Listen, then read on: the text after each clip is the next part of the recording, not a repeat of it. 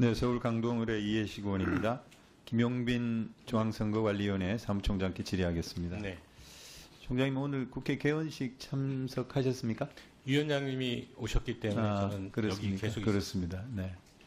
그 3부의 주요한 인사들이 다 참석을 하셨는데 대통령만 안 오셨더라고요. 제가 의원 선서를 하면서 그리고 또 애국가를 기립해서 부르면서 참담한 심경이었습니다. 저는 윤석열 대통령을 지지를 하지는 않았지만 어떻게 국회 개원식에 대통령이 안 올 수가 있나, 대한민국의 민주주의가 왜 이렇게 됐나, 이런 생각을 했습니다. 87년 민주화 이후에 처음 있는 일이라고 각 언론이 보도를 했습니다. 보셨죠? 그 오늘 네, 대통령 불참에 대해서. 네, 네, 뉴스는 그렇습니다. 못 봤습니다. 네. 그런데 87년 민주화 이후에 처음 있는 일 중에 하나가 중앙선거관리위원회의 사무총장으로 내부 인사가 아닌 외부 인사가 임명된 거. 그것도 처음 있는 일이었습니다. 선거관리는 1948년 5월달 첫 총선 치를 때부터 했는데 그때는 내무부 부속기관이 했고, 그러다 보니까 부정선거가 발생을 했죠. 그래서 3.15 부정선거가 있었고 4.19 혁명이 있었습니다. 그래서 이 공화국 정부에서 선거관리는 독립시켜야 되는 거구나, 그렇게 해서 독립된 선거관리기구를 만들었죠.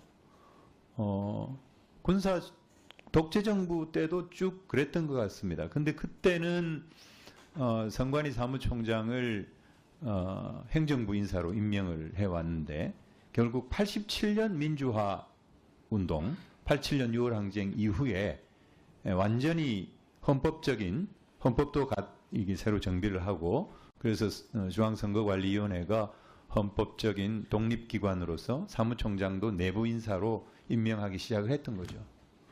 그런데 안타깝게도 최근에 선거관리에 있어서 여러 가지 잡음, 그리고 특히 특혜 채용, 이런 문제에 정치적으로 밀려가지고 결국 대통령과 매우 가까운, 대통령과 79학번 서울법대 동기시죠, 우리 사무총장님. 그렇죠? 네, 맞습니다. 네.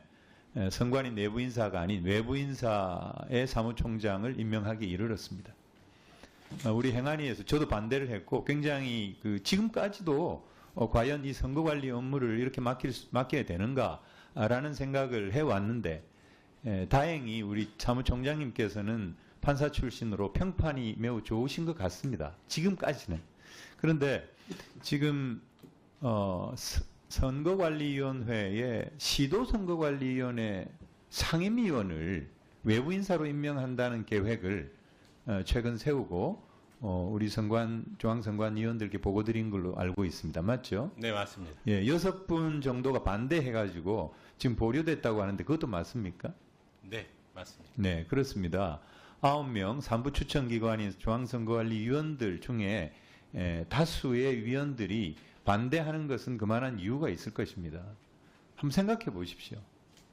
지금 윤석열 정부의 지지율이 23%까지 떨어졌는데, 갤럽 기준으로 역대 최하입니다.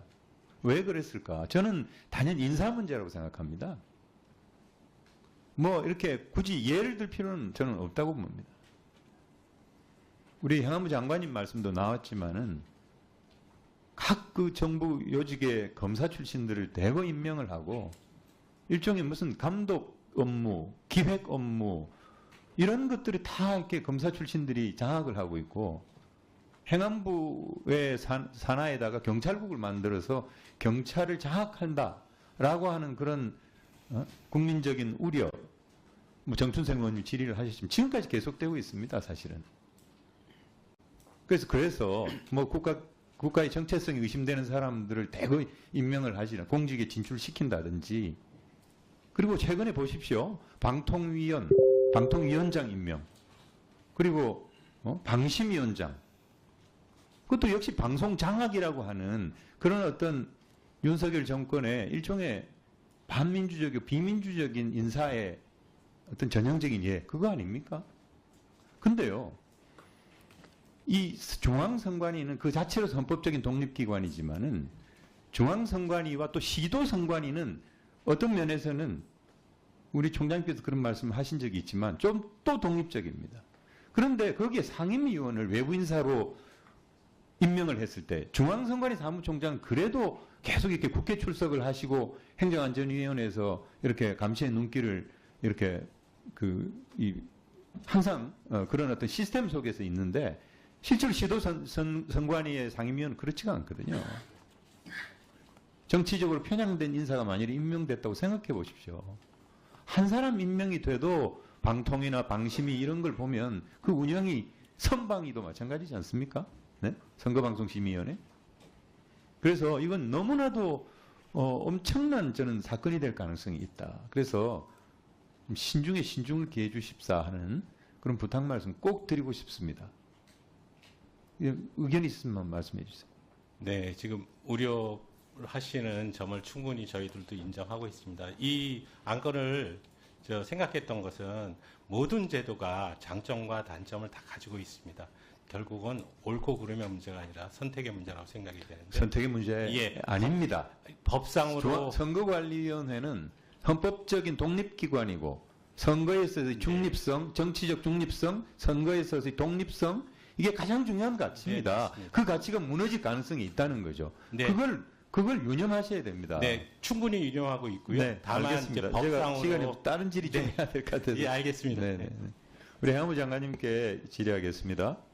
우리 최현희 의원님께서 말씀을 하셨는데 재난 및 안전관리 기본법에 국가 핵심 기반이라고 하는 용어가 있습니다. 그죠? 네. 아시죠? 네. 비상 진료 체계가 원활하게 가동되고 있다. 대통령께서 국정브리핑에서 말씀을 하셨는데 이 국가 핵심 기반 중에 응급실, 주요 대학병원의 응급실도 주요 핵심 기반입니다. 행안부 장관은 점검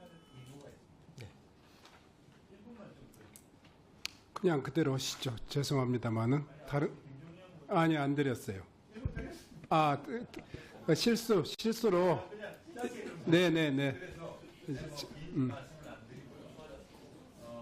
대통령께서 굉장히 동떨어진 현실과 전혀 동떨어진 말씀을 하셨는데 장관님께서 주요 대학병원의 이런 국가 핵심 기반에 해당하는 주요 대학병원의 응급의료 체계를 재난관리의 담당자로서 최종 책임자로서 점검하실 필요가 있다 생각합니다. 그래서 점검하시고 대통령께 보고를 하셔야 된다고 생각합니다. 예, 그런데 다만 이제 그 말씀 다 맞는 말씀인데요. 이제 보건복지부 장관하고 저가 이제 업무를 이렇게 어떻게 나눴냐면요. 방금 말씀하시는 이른바 상급 종합병원, 대학병원은 보건복지부 장관이 다 케어를 하고요. 그 밖에 지자체가 관리하는 이른바 종합병원, 그 다음에 시도립병원, 그거는 또 제가 직접 다니면서 보고 있습니다. 그렇게 업무 역할이 나뉘어져 있습니다. 그렇습니다. 그럼 그 좀 자료를 제출해 주시겠습니까? 예, 오늘부터 아까 말씀드린 바와 같이 보건복지부에서 매일매일 전국에 있는 모든 그 응급실 현황을 브리핑 한다니까 그 내용을 보내드리겠습니다. 재난관리 기본법에 나와 있는 네, 행안부 장관의 책임으로서 네, 이런 주요 핵심 기반, 국가 핵심 기반에 대한 점검 결과를 네, 취합을 하셔서 네, 알겠습니다. 자료를 좀 네, 네.